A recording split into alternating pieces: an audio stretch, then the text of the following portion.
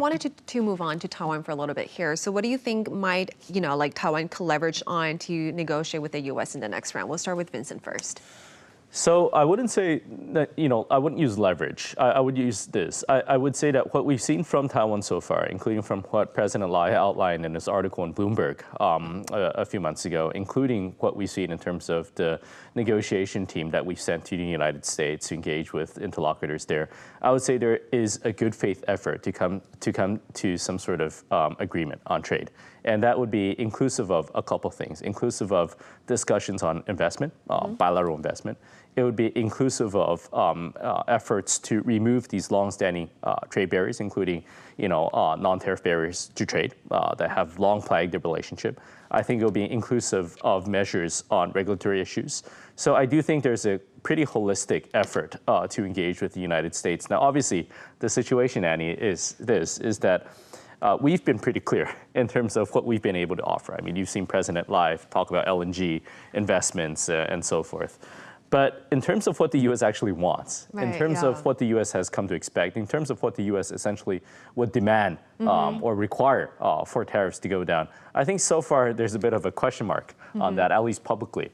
So I do think that at this point, there is a good faith effort, and we'll probably have to wait and see how the U.S. responds to that. Right. And Professor, do you have any take on that? Yeah, I don't think we can go like Vietnam, for tariff-free for U.S. import.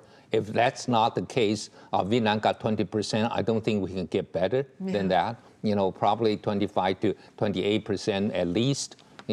Similar to Japan or Korea level. But we already appreciate our currency by 12% in the last few months, right? So basically, if it's anything that is lower or higher than 28%, like 30%, down from 32 to 30 or 31, or even 28, we are not gaining.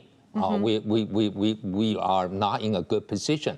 So I felt this is what I always be critical of Donald Trump is that Taiwan is supposedly a very important, vital part of your supply chain. Also, strategically, it's a very important part of your containment policy of China, but then we are not rewarded for anything. Instead, he talked about Taiwan being rich, Taiwan being, stealing American technology and all that. So he has demonized Taiwan in a way that he doesn't want to give us the kind of concession, I think, being a friend, an ally of the U.S. should deserve.